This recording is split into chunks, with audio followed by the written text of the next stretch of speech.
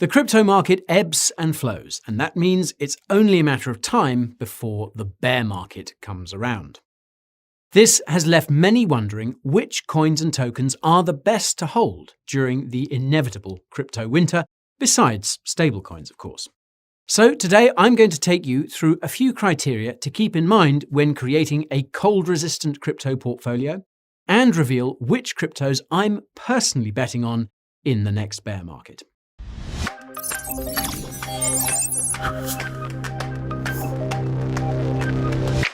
I know you can't wait to start, but going any further without a disclaimer wouldn't be smart. I'm afraid you won't find any financial advice around these parts. Education and entertainment are the only things I impart. So please contact a financial advisor if your portfolio is breaking your heart. If this is your first time in the audience, my name is Guy and crypto is my sixth sense. My mantra is to create high-quality crypto content that's based on facts and evidence. Coins, tokens, news, reviews, and useful tools you can use for reference. So if crypto rules your conscience, subscribe to the channel and ping that notification bell to increase your crypto intelligence. I know that time can be a tease, which is why I've left timestamps below that you can use to skip around as you please. But the longer you stick around, the more people this video will reach. That's all you need to know about me. Time to explore the best bear market cryptocurrencies. Let's start with a very important question. How can you tell that crypto is in a bear market? The answer to this question will differ depending on who you ask. But if you ask me, and I don't see anyone else around to ask here, the answer is pretty straightforward.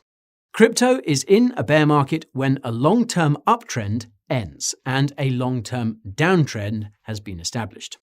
I reckon both conditions must be met for it to count as a bear market, since we've seen long-term uptrends temporarily end before moving higher, notably last May. For context, a long-term uptrend consists of higher lows, whereas a long-term downtrend consists of lower lows. As you can see, BTC remains in a long-term uptrend despite falling almost 50% from its all-time high, and that's because it has continued to set higher lows over the last 2 years. This means that we're not currently in a bear market, though some would beg to differ on definitional grounds. From where I'm standing, if BTC were to break this long-term uptrend the same way it did last May, then that would be an early warning sign that we're entering a bear market. Again, we would need to see months of downward decline to make this bold declaration. So once it's clear that a bear market has begun, it's imperative that you assess what kind of bear market we're dealing with, or more specifically, what caused it. If it's just another crypto bear market that's part of the standard 4-year cycle, then it's probably safe to allocate to any coins and tokens you're interested in, so long, of course, as they're not shitcoins. However, if we're dealing with a crypto bear market that was caused by, say, a global crackdown on crypto or a total economic collapse, then you might want to consider allocating your capital elsewhere. The contents of today's video assume that we're going to see a standard crypto bear market. And if you're wondering what other bear market scenarios we could see and how to prepare for those, well, you can check out my video about that using the link in the description. Now, the first characteristic of a good bear market crypto is a large market cap. This is simply because the larger the market cap a crypto has, the more capital it takes to push its price down. And during a bear market, you want there to be as much of a cushion as possible in that regard. Not only that, but a large market cap can also be seen as a de facto risk rating. The larger the market cap, the lower the risk there is of holding that cryptocurrency. Most of the time, anyhow. This is a small but significant detail because people often forget that there are varying degrees of risk within the crypto market. As far as institutional investors are concerned, Bitcoin and Ethereum are essentially in the same risk range as an up-and-coming tech stock. By contrast, cryptocurrencies with smaller market caps are like startups. They have lots of potential for growth, but also carry a much higher risk. Naturally, when markets are down, investors aren't that keen on pouring capital into startups and stick to companies with established user bases and brands, so to speak. This is why we've seen such a shakeout among altcoins, but it's not the only reason. Most altcoins follow Bitcoin with a 1.5 to 3x multiplier. So, if BTC pumps by 10%, altcoins will eventually pump by 15 to 30%, and the same rule applies in the other direction. This means you always need to be paying attention to what BTC is doing, because it's going to dictate the price action of most other altcoins for the foreseeable future. Alternatively, you can try and find a cryptocurrency with a large market cap whose price is not correlated to BTC outside of stablecoins, and to that I say, good luck. Now, you can learn more about how investors see BTC and other cryptocurrencies on the risk spectrum and how it affects their price action by checking out my video about what makes Bitcoin pump and dump. That is in the description. The second characteristic of a good bear market crypto is that it can be easily accessed, especially by institutions. This includes stuff like global availability on major exchanges, support on popular trading platforms and fintech applications, and exchange-traded products such as ETFs, ETNs, and the like. Accessibility is important because the more accessible a cryptocurrency is, the easier it is to invest in. In some cases, it also creates a sort of advertisement for that coin or token. Crypto ATMs are a good example here. Now, institutional accessibility is particularly paramount because institutional investors, have most of the money. If there's a coin or token that was wanted badly enough by institutional investors for companies to create special funds and exchange traded products for them, then chances are they're here to stay come hell or high water. I'll leave a link to a website that tracks all the exchange traded products for cryptocurrency and how much money has been invested into them. Newsflash, it doesn't really matter if a crypto has an exchange traded product or fund if nobody is investing in it. Another way of assessing how much demand there is for a coin or token from institutions is to look at the cryptocurrencies that companies are considering creating funds or exchange-traded products for. This is much easier said than done, though, since not all companies share this information. But one of the ones that does is Grayscale. Grayscale currently has 24 cryptocurrency trusts, and it's considering adding trusts for another 45 coins and tokens. While it's unlikely that all of these will be approved for regulatory reasons or otherwise, it's safe to assume that the cryptos under consideration are probably going to survive the bear market. Whether they're going to thrive during the bear market is another question entirely, and this brings me neatly on to my third criterion. The third characteristic of a good bear market crypto is a constant driver of demand for that coin or token, besides pure speculation. Most Layer 1 cryptocurrencies fall into this category because you always need their coins to pay for fees on their native blockchains. If they have a specific purpose, like privacy, that might be enough to create a steady stream of demand, regardless of market conditions, if they're the largest player in their niche. The top-tier Layer 1s in this regard are smart contract cryptocurrencies because you'll need their coins to pay for fees when transferring any of their tokens around. Smart contract cryptocurrencies with lots of stablecoins are probably the best off because there will be no shortage of demand for stablecoins when the crypto market is down or very volatile. And pro tip, you can check the websites of Tether and Circle to see which smart contract cryptocurrencies they support and how much USDT and USDC is circulating on them. There are also decentralized stablecoins like UST, which have seen significant multi-chain adoption, so be sure to check where those are going too. This can all be done using blockchain explorers, and with a bit of luck, you'll be able to find one that shows you stuff like how many wallets are active and how many transactions are being made each day overall. Another potent demand driver is any upcoming milestones that the holders of that coin or token are waiting for. The anticipation alone could be enough to motivate investors to continue holding or even accumulating until at least that time. And if the milestone is months or even years away, that will help keep the price of that crypto propped up in the interim. If this milestone occurs in the middle of a bear market, then obviously that's not exactly ideal, but depending on the milestone, it could be a prelude to future gains when the bull market comes back. On that note, if you want to learn how to spot cryptos before they pump, You can check out my video about that using the link in the description. The fourth characteristic of a good bear market crypto is lots of funding. This is because you need money to survive a bear market as a crypto project, and not just any money either. Lots of crypto projects make most of their money from selling the coins or tokens their teams were allocated when they held their initial coin offerings or ICOs. Although this capital will lead to long-term growth if it's reinvested into that crypto's ecosystem, you don't want to be holding a crypto that's being actively sold by the team to fund their operations during a bear market. This will almost certainly suppress its price. Unfortunately, there are many crypto projects that have already committed to selling hundreds of millions or sometimes even billions of dollars of their coins or tokens to building out their ecosystems. This selling has already done some damage to their price, and it will be way worse during a bear market.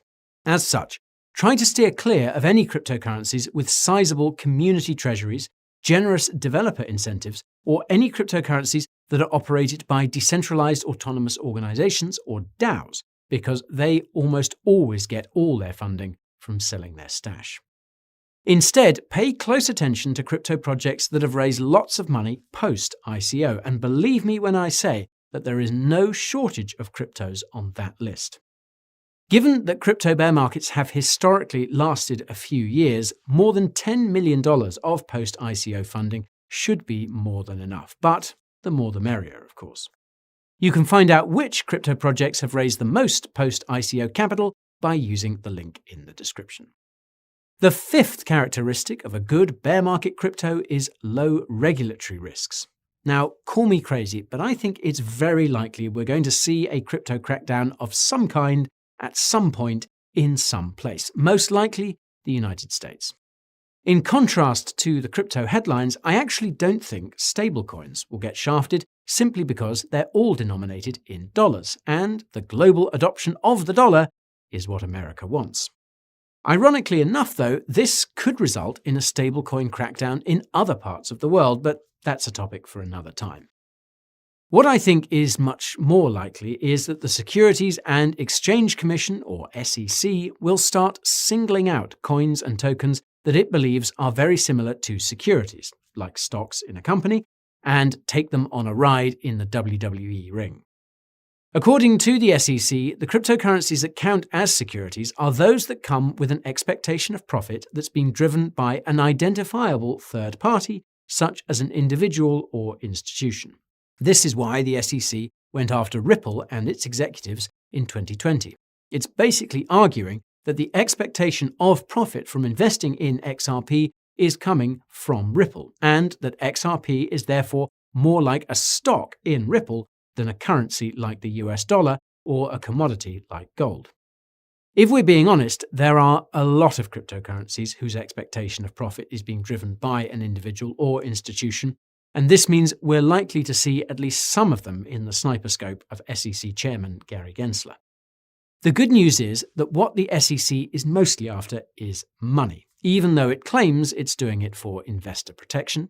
And the worst case scenario is that the crypto in question gets delisted from US exchanges and gets slapped with a big fine.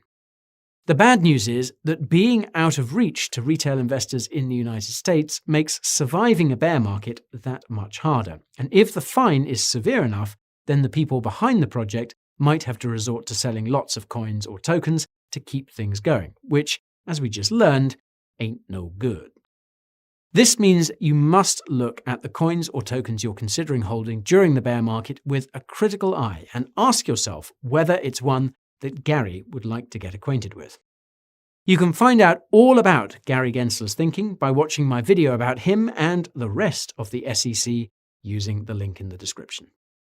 The sixth characteristic of a good bear market crypto is a large community with lots of engagement.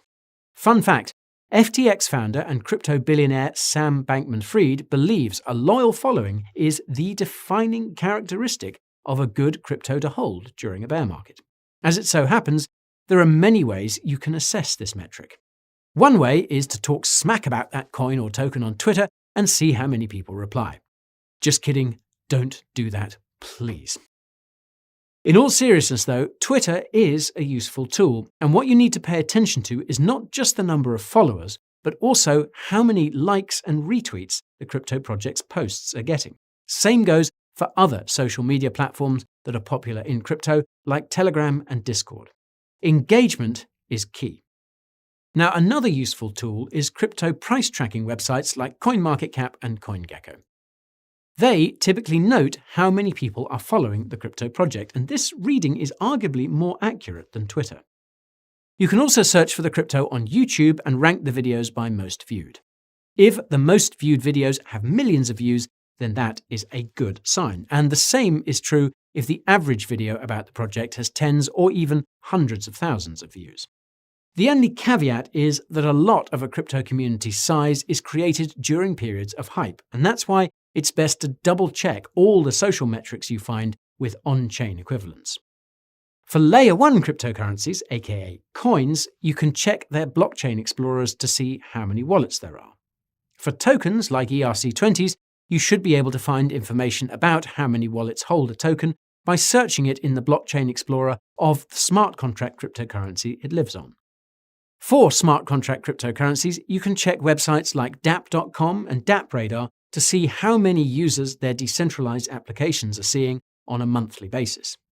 Now, if you want to learn more about on-chain analysis and how you can use it to get an edge in the crypto market, my video about that is waiting for you down in the description.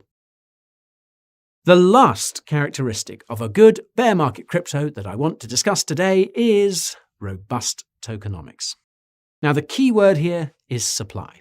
If there's too much supply of a coin or token coming onto the market, this will smother its price, whether we're in a bear market or not. A simple way to check a coin or token's sources of supply is to use Messari. Most crypto profiles on the site will contain a section dedicated to its inflation and vesting schedule. If you see a vesting schedule that looks like this, you're going to have a bad time, unless you know for sure that there are enough demand drivers to prop up its price in the face of all that supply.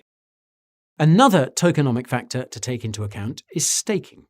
This pertains primarily to proof-of-stake cryptocurrencies, which let you lock coins away for weeks at a time in exchange for more of that crypto. A high staking percentage is therefore a sort of safeguard, because if there is a sudden crash of some kind, it won't be possible for most people to sell due to the lockup or unlock period. It sounds horrible, but it will prevent any disaster scenarios during a bear market. If you're wondering what the top staking cryptos are for 2022, you can check out my video about that using the link in the description.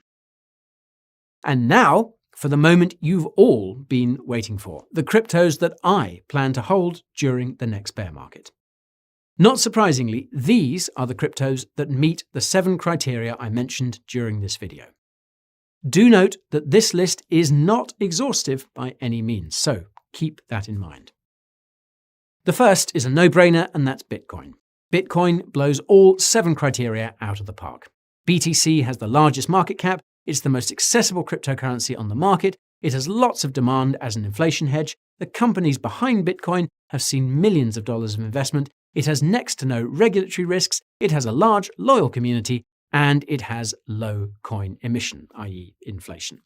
Best of all, Bitcoin is unique. There are no serious competitors in its crypto niche, and that means it has a monopoly. The second is likewise pretty logical, and that's Ethereum. Ethereum also scores high on all 7 metrics. ETH has the second largest market cap, it's as accessible as BTC, it has lots of demand as the top smart contract cryptocurrency, companies building on Ethereum have seen some serious funding, it has next to no regulatory risks, it has a large and engaged community, and a deflationary supply. Well, almost. Best of all, Ethereum has a very significant upcoming upgrade, its transition from proof of work to proof of stake. This means lots of people will be buying and holding in anticipation. The only problem is that Ethereum has a lot of competition from other smart contract cryptocurrencies like Solana and Cardano, and if something goes horribly wrong with the merge, then money is likely to flow from Ethereum to them. That's why I hold other smart contract cryptos as part of my portfolio too. Now, the third crypto I plan to hold during the bear market is Pax Gold, or PaxG. This is because PaxG is a token backed by physical gold, and gold is good to hold during bear markets. PaxG itself doesn't have a large market cap, but gold certainly does. PaxG is the most accessible asset with exposure to gold, and this makes it a suitable inflation hedge. Paxos, the company which issues PaxG, has seen lots of investment over the last couple of years, and it is a heavily regulated company already, so it should be all right on that front. Gold and BTC have similar economic profiles as well, and this economic profile is known to just about everyone. The only real issue with PaxG is counterparty risk. There's a chance that Paxos could freeze my holdings of the token because, well, it's technically centrally controlled. The fourth crypto I plan to hold during the bear market is actually two, and that's Terra's Luna and UST. This is because Luna is used to mint the decentralized stablecoin that is UST. Luna has a large market cap. It's not as accessible as it could be, but UST certainly is, and there's lots of demand for decentralized stablecoins these days. The company and foundation behind Terra have seen lots of funding. It has a very large community, though I will admit that there are some regulatory risks. Luna's tokenomics are also tricky because they're designed to maintain UST's peg. If there was to be a sudden disruption to the crypto market or a major bug in Terra's code, we could see some really nasty price action. Thankfully, the Terra team has taken steps to reduce the likelihood of this happening. Oh, and you can learn more about Terra by using that link I have for you in the top right. And folks, that is my list. Now, of course, there are many cryptocurrencies that are in my portfolio that I haven't talked about here, but that's because I don't think we're heading into a bear market just yet. And perhaps there may be some other cryptocurrencies that you think will hold you over in a bear market as well. As long as they meet the criteria I've talked about, then I'm sure you'll be just fine. And that's all for today's video about the top bear market cryptos. If you enjoyed the show, smash that like button, subscribe to the channel, and ping that notification bell below. So much to do. If you're looking for more from the Coin Bureau, here's where you can go. My second channel on YouTube called Coin Bureau Clips for exclusive content. My up-and-coming podcast, which is available everywhere and dives into crypto in detail. My Twitter, TikTok, and Instagram, where I give you my thoughts in real time. My Telegram, where I share daily crypto updates. My weekly newsletter, which contains my personal crypto portfolio. And don't forget to check out my deals page, where I have some of the best and most exclusive offers in the whole crypto space, and all for you lovely people. And finally, there's the Coin Bureau merch store that has all the crypto-themed apparel you need. Links to these resources and more are down in the description. It's been a pleasure as always, my friends. Enjoy the rest of your day and come back soon. My name is Guy, and you have been watching the Coin Bureau.